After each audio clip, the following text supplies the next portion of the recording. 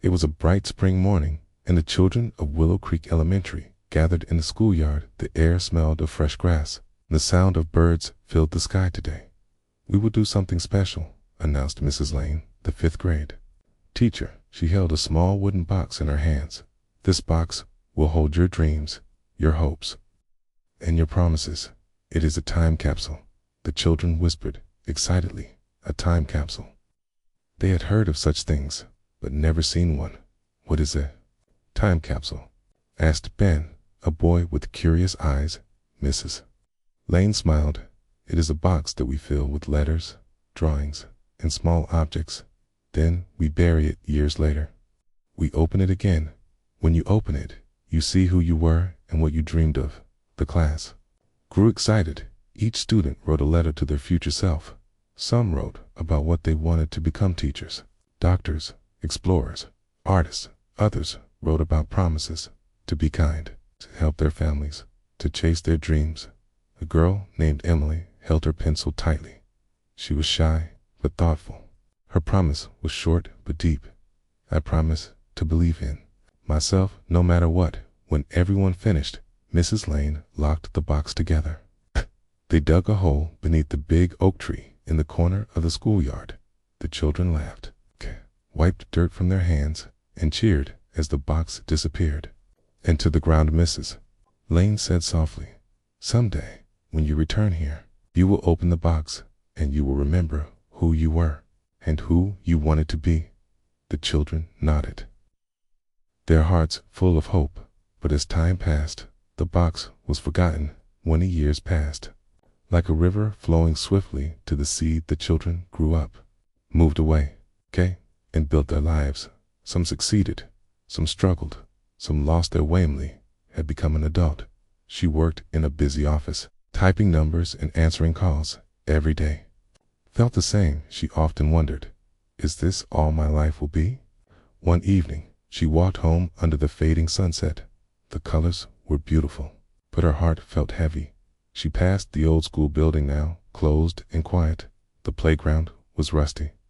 The windows, dusty. Memories rushed back: the laughter, the lessons, and the day they buried something under the oak tree. Emily stopped the time capsule. She whispered. Her heart began to beat faster. "I promised to believe in myself, but did I forget?" The next Saturday, Emily returned with a small shovel. The oak tree still stood, tall and proud, though its branches looked older. She touched its bark and felt a strange comfort. Digging carefully, she uncovered something hard. Her shovel struck. Wood, she gasped.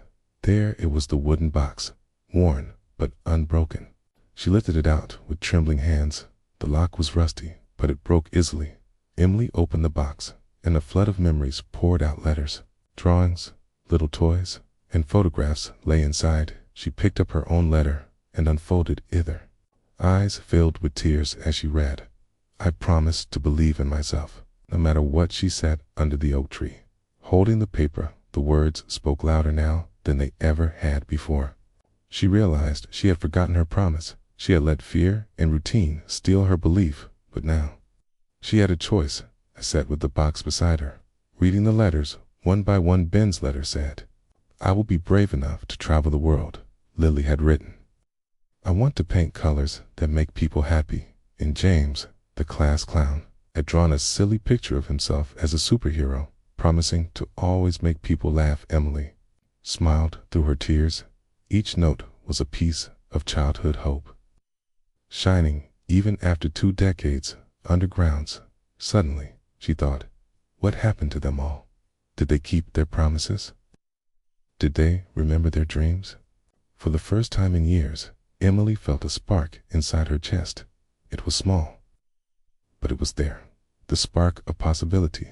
The next week, Emily began to look for her old classmates. It was not easy. People had moved, changed names, and built lives in different towns, but Emily was determined. She called her friend Sarah, one of the girls who had also been in Mrs. Lane's class. Sarah was surprised but happy to hear from her. "The time capsule," Sarah said over the phone. "I almost forgot about that. Do you still have it?" "Yes," Emily replied. "I opened it, Sarah. It made me realize how much we promised ourselves as children and how much we've forgotten. Sarah was quiet for a moment. Then she whispered, "Emily, I think I need to hear my promise again. Can we meet?" Emily and Sarah met at a small cafe. Sarah laughed when she saw her old letter. "I promised to always help others." Sarah said, "But look at me now. I'm so busy with work that I hardly even talk to my neighbors." Emily nodded. "I forgot mine too, but maybe we can remember together." An idea grew between them. What if we reunited the class? What if they all came back, and together they opened the box again? Excited, Emily and Sarah started calling more classmates. Some were surprised, some skeptical, but many agreed the thought of revisiting childhood dreams touched something deep in their hearts. In a warm Saturday afternoon, the classmates gathered once again at Willow Creek Elementary. The schoolyard was quiet, but when they arrived, laughter filled the air, just like long ago. Ben came. Now a travel photographer, he showed pictures of mountains, oceans, and busy city streets. "I kept my promise," he said proudly. Lily arrived with a folder of her artwork, bright, colorful paintings that brought joy to hospitals and schools. "I didn't forget mine either. James, still funny, worked as a teacher. I make kids laugh every day," he said, holding his superhero drawing one by one. They read their letters.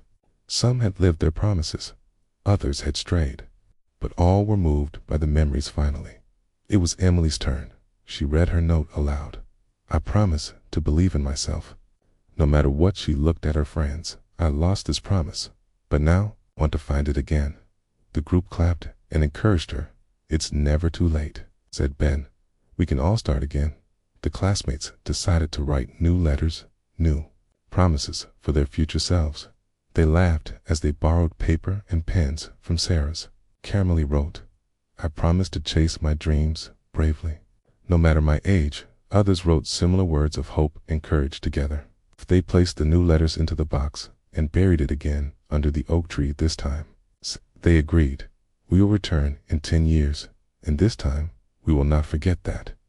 Night, Emily walked home feeling lighter than she had in years.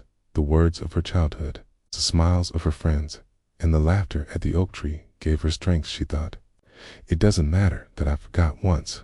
What matters is that I remember now." The forgotten promise had become a living promise again, and it was not just hers, it was theirs. It's a bond of friendship, hope, and belief. From that day, Emily began to take small steps. She started painting in the evenings, a hobby she had long abandoned. She joined a public speaking class to build her confidence. She began to believe in herself again. The years passed quickly. Each classmate carried their new promise with them like a quiet light inside their hearts. Ben traveled to more countries, but he also began teaching young photographers how to see the world with fresh eyes. Lily opened a small art studio where children painted freely, filling walls with joy. Sarah started a community center, helping neighbors in need. James became a beloved school principal, still making everyone laugh. And Emily kept her promise. She left her old job and began painting full-time. Her art was not just about colors on a canvas, it was about courage, hope, and self-belief. Her paintings hung in galleries, but more importantly, they touched lives. 10 years after they had returned to the oak tree, the classmates gathered once more. The school was older, but the oak tree was still strong, its branches spreading wide like arms, ready to embrace them together. They dug up the box again. Their hands were not as small as before, but their smiles were just as bright. One by one, they read their second set of promises. Been read.